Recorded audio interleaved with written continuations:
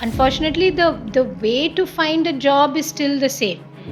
But maybe now is the time to pay attention to what are we losing as a result to some extent. And there's no relevance of their work otherwise. And there is no actual intent to do this work. Then we came to a point where the media for sharing is available and some people will share and they will, Like they're going to that new jobs posted page and seeing 20 today and just dropping there. even if it was a public profile and I was building up to something, these are all still real people, right? But Because I've had PhDs, I've had professors, I've had people running their own, B2B business, all sorts of. I can never make out why have they applied. And I think a lot of large organizations sometimes assume that that doesn't apply in their case because the system is big enough to, it's got its own momentum, right? The inertia is not to stop but to keep moving.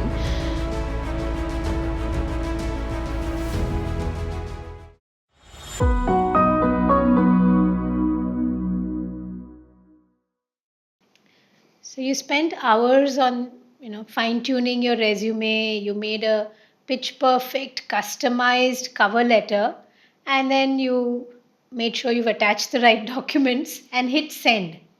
What happens? It's apparently gone into this black hole from which you will not hear a sound, not even an echo. And this is what job search in 2026 is looking and feeling like. Why is that? What's happening? Let's find out. Welcome to Small Talk Work Play Build. I'm Subha Chandrasekharan, Leadership and Career Growth Coach. And I'm Hasita. I'm a brand consultant and co founder at Motley Crue.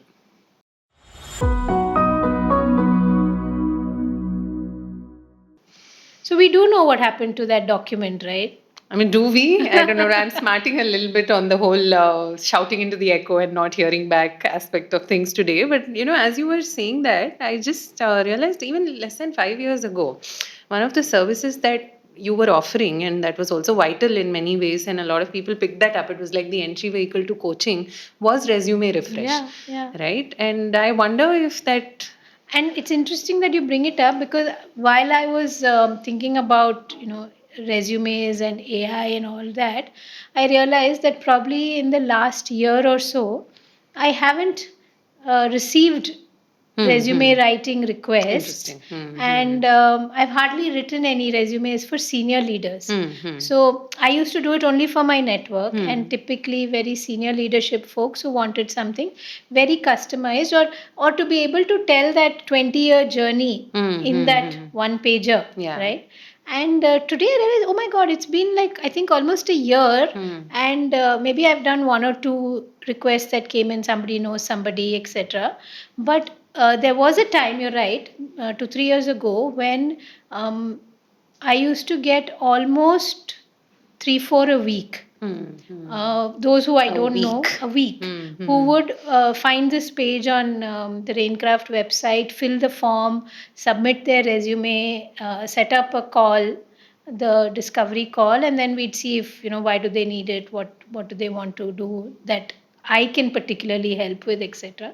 But no, because everybody is using AI now. Which is interesting. But then the other half of it, which you were saying also, is the wide aspect of it, right? Like, okay, I've used AI, I've gotten a fairly good resume in my mind.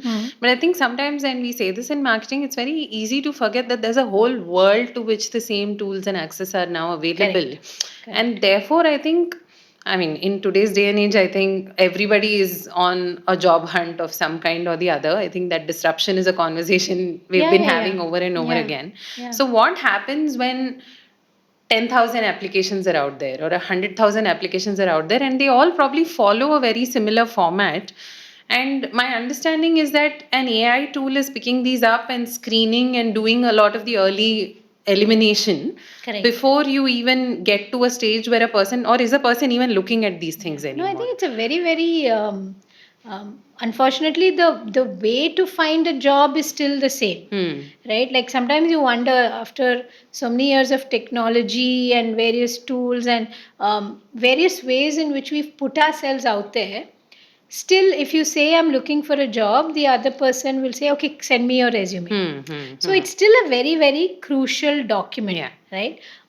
While some folks are probably willing to look at your LinkedIn profile, that helps only if that person is the ultimate decision maker. Right? If you're hiring for Motley Crew, Yeah. right, and somebody says, hey, take a look at my friend's profile, you might be relatively okay to go through their LinkedIn profile, and some, in your case, because of the creative nature, some kind of portfolio Yeah. of work, right?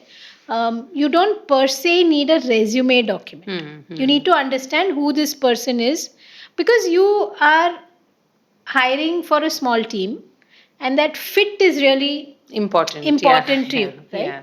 But yes, if you are an Infosys or an Amazon, every day thousands are pumping their resume into your system, right? So you can't have this aspect of, let me see if there is a fit at the very early stage. Fair enough. But I think what is happening today, it's been really an eye opener seeing some of the threads around this.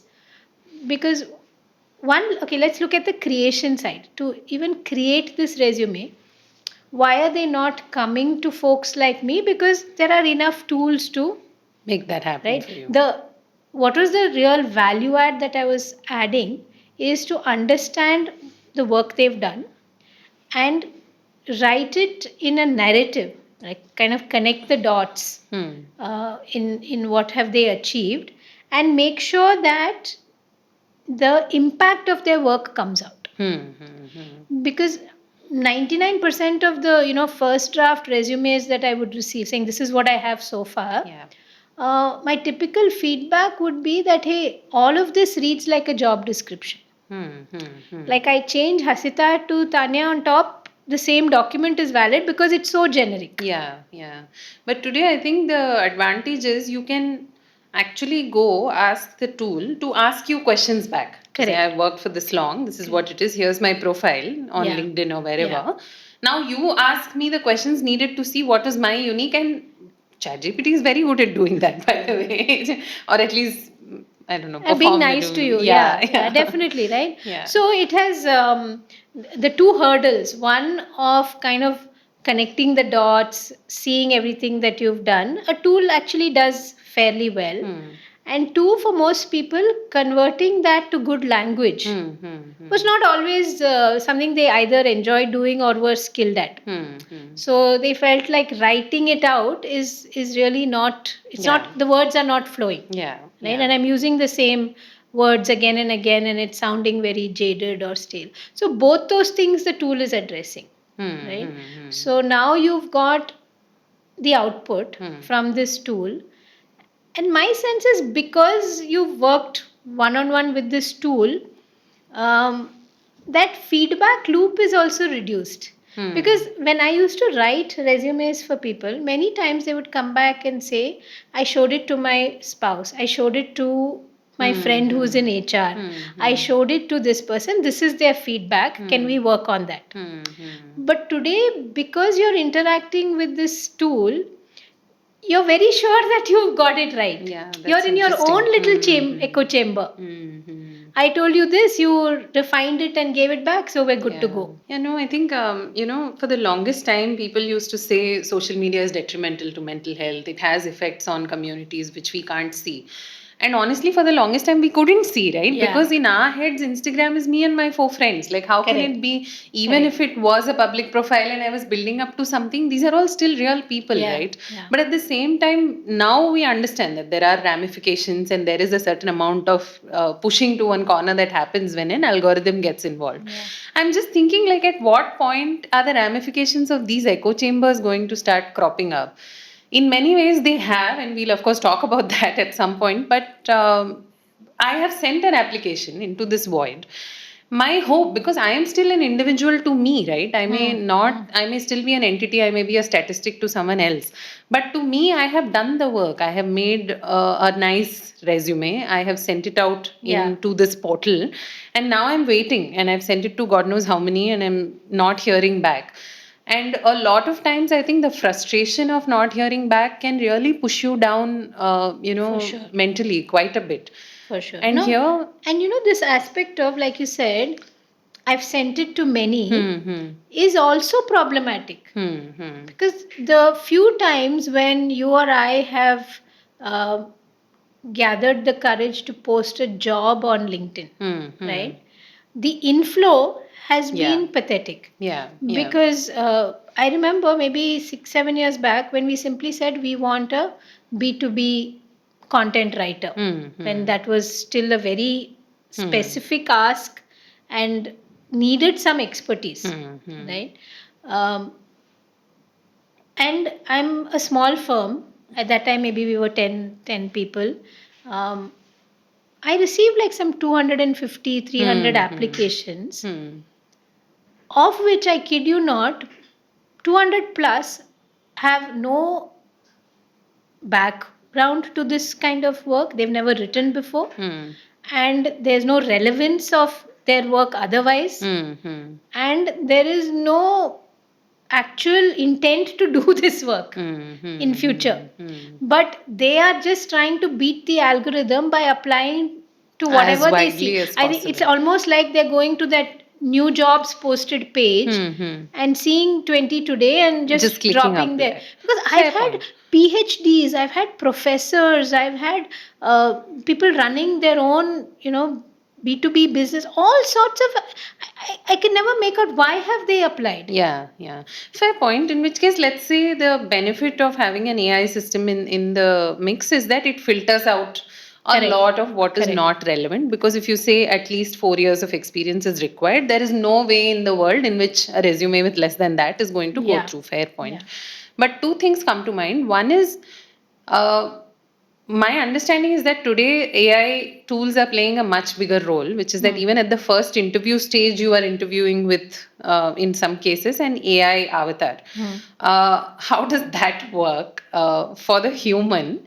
And at the same time, there is no way for this individual to receive feedback beyond this point, right? Like, at least in the universe of people sending this out to other people, somewhere, somebody will tell you, or you will come to the realization yourself because somebody responded very negatively, that what I did was not what was asked for.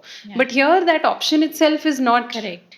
Many times, someone very, you know, or intending to be kind or very kindly will say you are overqualified for this role. So you take from that what you want and feel maybe happy, maybe sad, but you've got some feedback that there is the fit is not there, right? But even before that AI interview stage, Hasita, like from what I'm gathering, now there is this one job and there is, I don't know, maybe 1,000 applications, especially in the tech world. And so the hiring manager or the hiring organization now also needs to use a tool to filter, right? And so they are going to let some ATS, application tracking software, parse through this, right? And say, okay, are the keywords there? And this started happening a few years back because those who used to come to me to write a resume would ask me, or rather tell me that can you put these 10 keywords? Right? Interesting. Because, one first thing they would ask is it ATS compliant? Which simply meant that is it following a simple structure that a tool can read? So if your section is education, call it education. Don't get cute and say what I've studied. Okay. Like make it easy on the tool. Okay. Right. Call work experience because some people want to look and sound different and they're saying this is what I've done before or somehow I'm reminded of the machines that count money at the bank teller, right? Like if it is not arranged the way it needs to be arranged, it's not going to get counted and then. Correct. So suddenly those gimmicks or looking good items, like you had these little pie charts that were shaded to how proficient you are in that skill, right? And you had these little graphs of skill level and all, which anyway I found redundant. Like you either have the skill or like why do you want to tell somebody I am 3 on 5 on this? Yeah, makes sense. Either you have it or you. But all of that started going away because there's a tool that's looking for a pattern, right? And you, as simple as you keep it. So actually resume started going back to the simpler look, your name and in a very very structured fashion. But now you have this hiring manager who said, okay, take this 1,000 that I've got, parse through it, and tell me, I have bandwidth to maybe look at 20 of them, right? And so tell me the 20 that I should look at. Is is logically what should be happening, right? Um, the interesting part is that apparently, at least in the larger companies and in Europe and US, etc., this parsing is done is outsourced to, or used, they use the same set of 4 5 tools and companies, right? And so someone figured out, and there's this viral thread that's going around. I think it's on Reddit, it's on Threads, that once your resume enters that tool, um, you're almost given like the equivalent of a credit score. Okay. So you are whatever 77 on 100 on various parameters. I'm not even sure how that works, because you're 77 on 100 relative to that job that you applied, right? Yeah. You're not a generic 77 on 100. Yeah. Right? So assume it ties you to that first time you entered the system and that job that you applied for. It gives you a score. That score stays on that system for 330 days, about a year, right? So during that year, you may be making edits, making changes, making customizations, and going on kind of submitting various versions of this. And you would have genuinely completed a certification, a skill, maybe even moved jobs while you're looking for jobs, God knows. But most of that is not part of your you're stuck with that credit score for a while. Oh gosh. And because the first time around you got rejected, you're getting rejected for a long period of time. Oh wow. Right? So, and I'm thinking like there could be somebody who says, hey, I know a couple of things, or I'm really good at a couple of things. I applied for one job in area A. There's another exciting job in area B, but that'll never see the light of day because their credit score, resume score is low.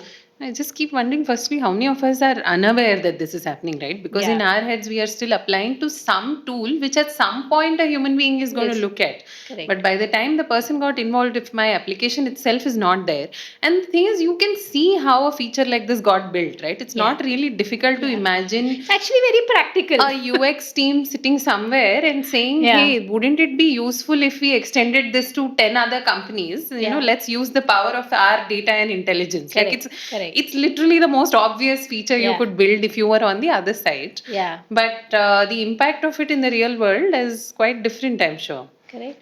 So now, you're stuck there, and one day, that you see the light at the end of the tunnel, and you get, I'm guessing like a stock email saying that you're now ready for the next round, which is that you will submit a video response to these set of questions.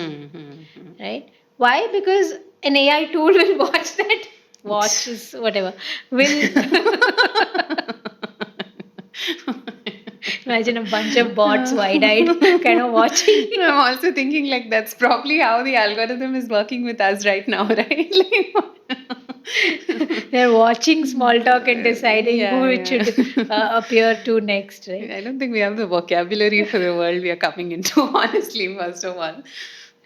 But again, a tool is, listening or watching to your responses and deciding if you said the right words. Confidence, or I don't know what. Yeah, no, tone, honestly, language, confidence, and God forbid you crack a joke or something. And I mean, and it's too literal. right? And so again, there's no human interaction. And to a large extent, we can say, yeah, we get it because the numbers are large, right? Some 70-80% of employed or employable folks are apparently always in that job hunt, looking for the next better opportunity, because it's going to take a while, etc. Every job application that is posted somewhere gets some 5x 6x kind of responses, right? Gets much more than Yeah. logically needed. And today in this whole remote work, it gets applications from all parts of the world. Correct. So you're not even geographically contained or anything like that. Um, which comes back to that in this whole kind of AI gamed hiring process, what does the human do? And also, somewhere, see, what we've done essentially is we've automated all the processes that were painful to do on a human level, which is how technology works also.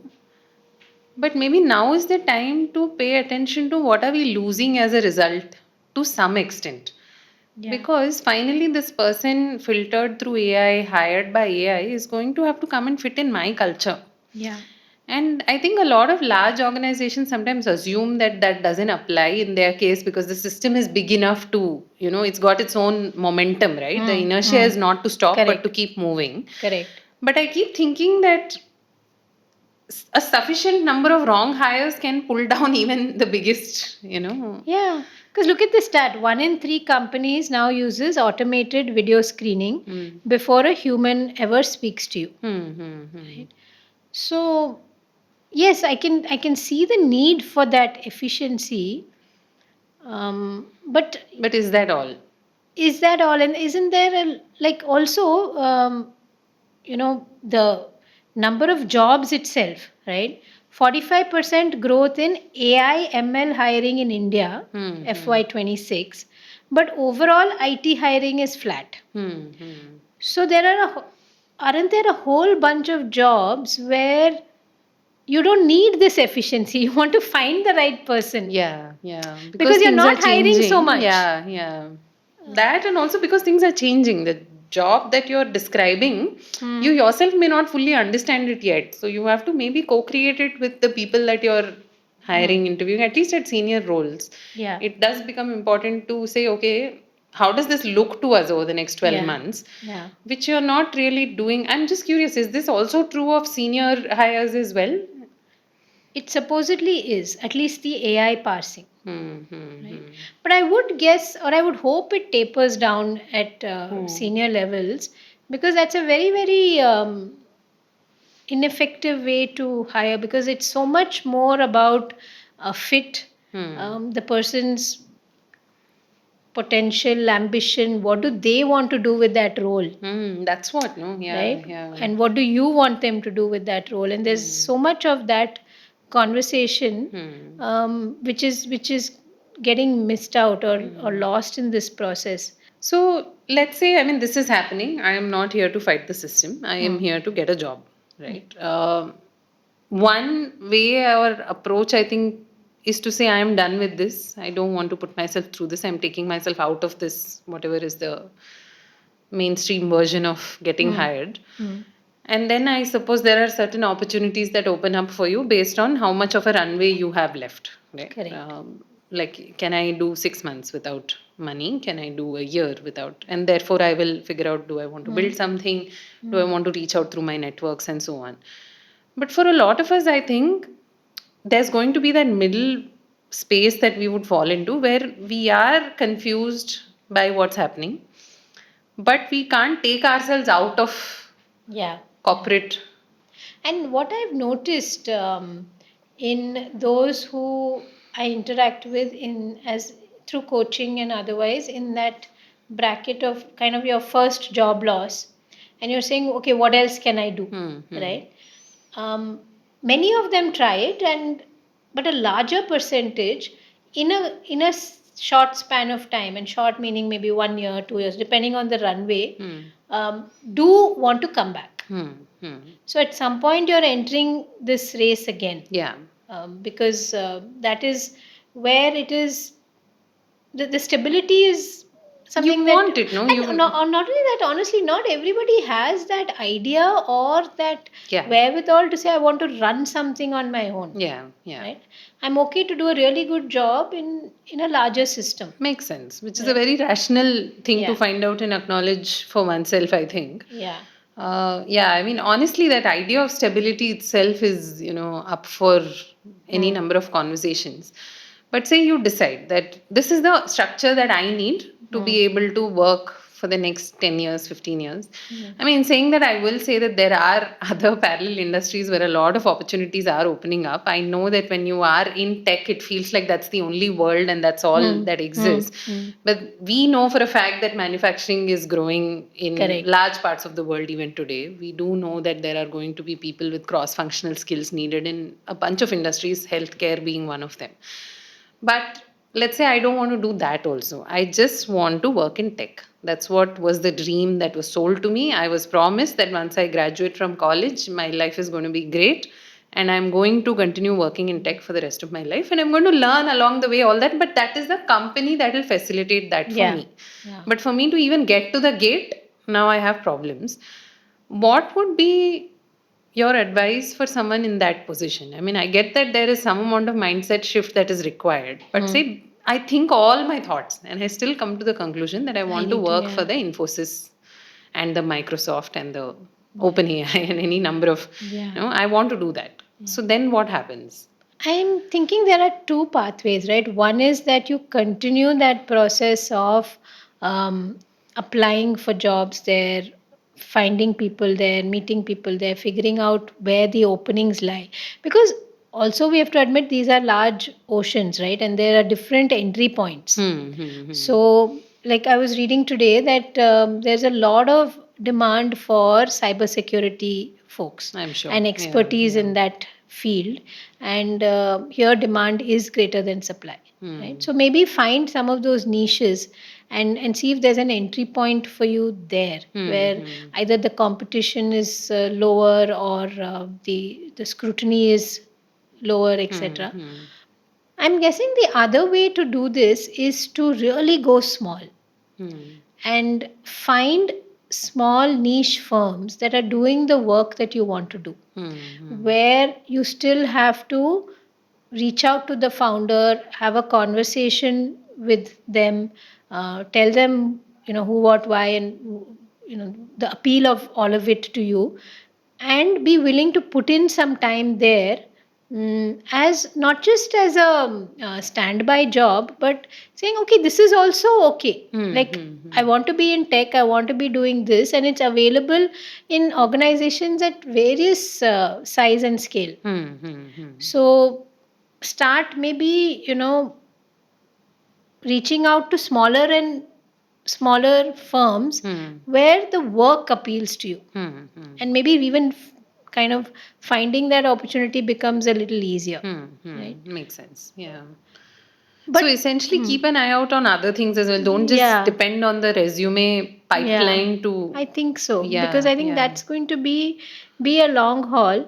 But also for that job that you want in the Google and the Microsoft and the Anthropic, I think the small steps you still have to take. Find that one person who maybe worked there, reach out to them, make that one small change in your LinkedIn profile, and talk about it. That, hey, I added this certification today, and talk about it, or talk about something that would be, something that you've done recently that you're good at. Yeah.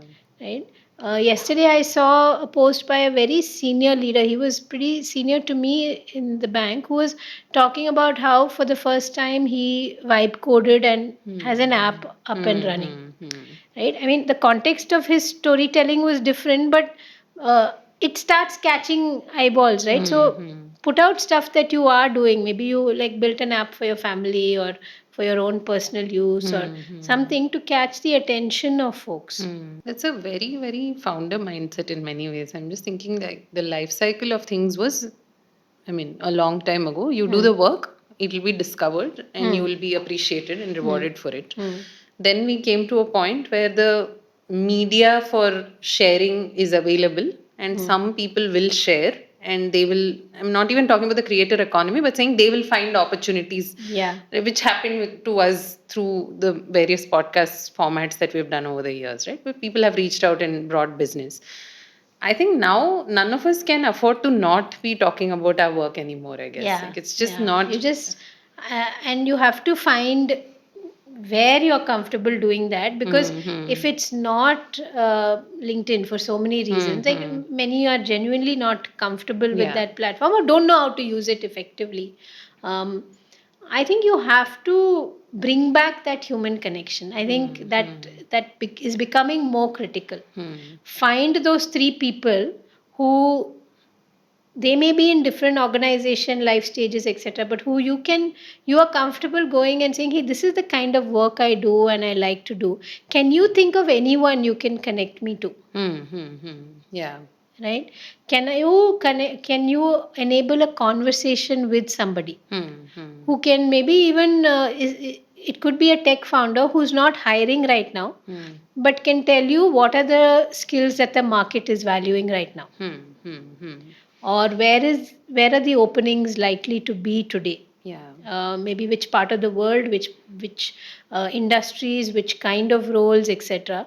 But it feels like all of this AI push on one side is making the human conversation on the other side that much more important. That much more critical, I would say. Yeah, Yeah. because even something as simple as, summer internships, and that's on my mind because a lot of my daughter's friends and peers, and even friends' kids and nephews and nieces are at that age where in some part of their undergrad or postgrad they need to do internships, right? Where are those opportunities coming from? They're coming from folks like us who have a network reaching out to somebody and saying, hey, this Yeah. boy is good at this. Can you just have a conversation? Can you guide? Can you tell him what would be a good place to spend the summer?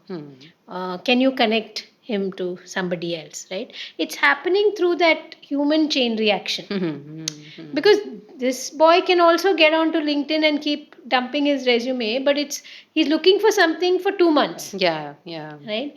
And most likely he or she started working on it a couple of months back, Yeah. given course load, this. Yeah. So the whole process is in a very time Short bound time frame, and also you cannot expect someone who has no real world context to talk real world language. Right? So, number of times we've gotten frustrated with people going on LinkedIn and saying absolute fluff. Now, I don't know, I'm just wondering, like, if you don't know, then you put that out there, it's a bigger problem, no? Because it'll live forever. Yeah, yeah, no, that is it. But I think it's really bringing back the need to say, okay, that AI based process exists. I will hop onto that, and if I'm lucky, something will come up. Yeah. And I'll keep trying to see what are the trends, what do I need to do to increase my chances. Right? In India, I don't think you can even say, hey, you have my resume from 1 year back, delete that from your system. Like, Yeah, we good luck don't, with that. so Yeah. I'm a different person now. There's no way of even doing that. But I think the highest ROI is going to be a human vouching for you somewhere to the right person. Yeah. Right? Yes, they also have to be receptive to it, but the chances That's a are. chance you want to take. Yeah. At least And it's a 50 as 50. a hiring manager, I've always loved referrals because it says a lot. One, it depends on who's referring it, because that your trust in the person Matters. who's saying that, hey, my friend who's working elsewhere now would like a job here. Okay, your trust in this person's discretion or ability to bring the right person matters. But assume that's a go. I'd love that that person is coming in with a favorable pull. Your friend says, hey, it's a good place to work. Why don't you come here? Or I think I know this place, and I know that your skill set is a match here, and vice versa, right? So there's a lot of positives that have already the boxes ticked. Yeah. Yeah. Right? And you kind of short circuit this whole, some headhunter sending you 20 resumes, and you've kind of gone direct to somebody who's interested. Yeah, yeah. And another person is saying they're also likely to be a fit. Right? So it makes your life a lot easier. A lot and easier. yeah. And I think a lot of senior roles still Get filled through get connections and get filled that way, and hence this very senior person who's now using AI to write that resume needs to be careful that it still sounds human. Yeah, yeah.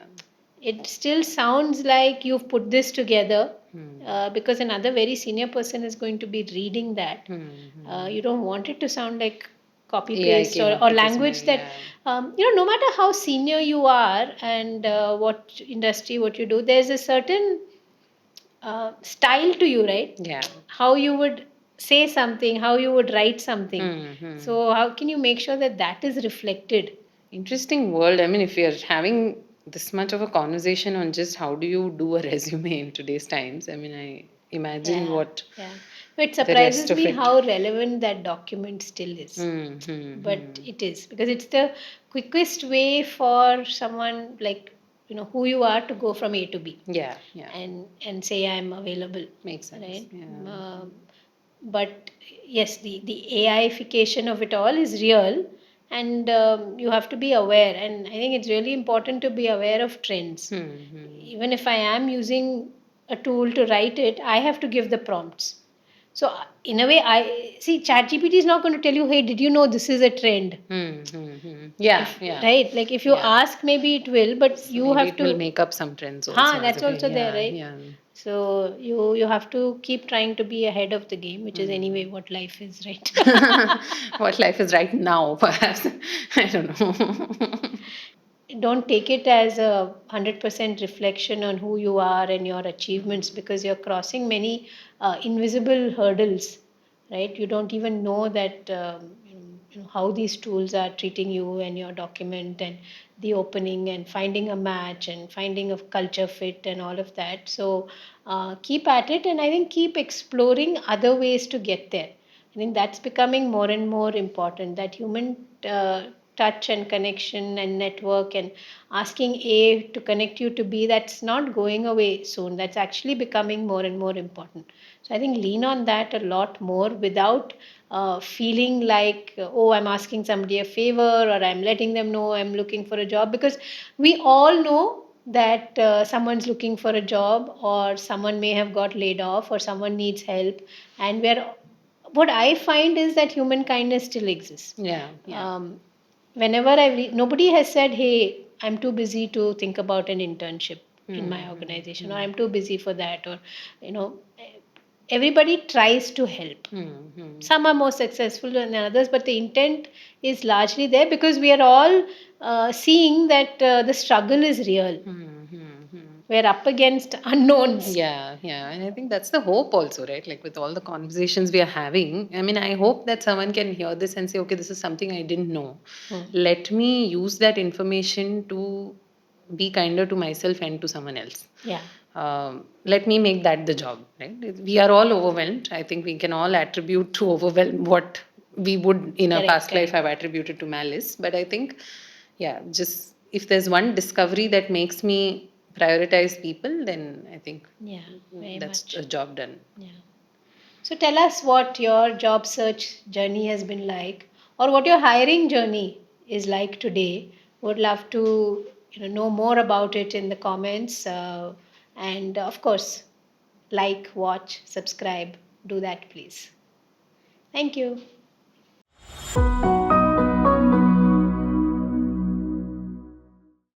Now, on to our segment Read, Watch, Listen, where we like to share one recommendation. And this week, mine, um, I think I'm recommending it, right?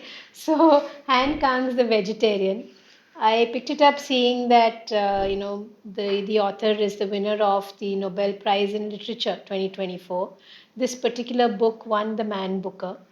And I mean, if you're curious about a culture that is not yours, this is definitely a read, right?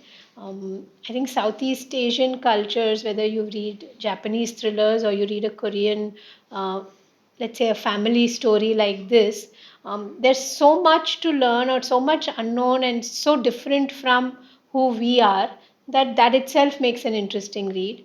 This one is deep, dark, kind of surreal at sometimes, but it is such a window into the human psyche, human relations, and how each culture has its own do's and don'ts and rights and wrongs. I think it's, yeah, I think I am recommending it. So go try it out. Yeah, I think speaking of South Asian cultures, I think sometimes we see the differences more than we see similarities, right? And it's only through pop culture that we understand who the other is, so to speak. And I recently read this book called Butter. It's got a nice bright cover. It's a very pop culture book to be reading right now. You will see it in every single cafe that you visit. But what stayed with me is the universality of the experience of being a woman, right? Whichever part of the world you live in, it's just the degree of expectations that differ, perhaps, but the nature of expectations is very similar. And anyone who's trying to break through those is literally breaking through those. And it's not an easy process for anyone, both the culture and the individual. That's what stood out to me in the reading of Butter.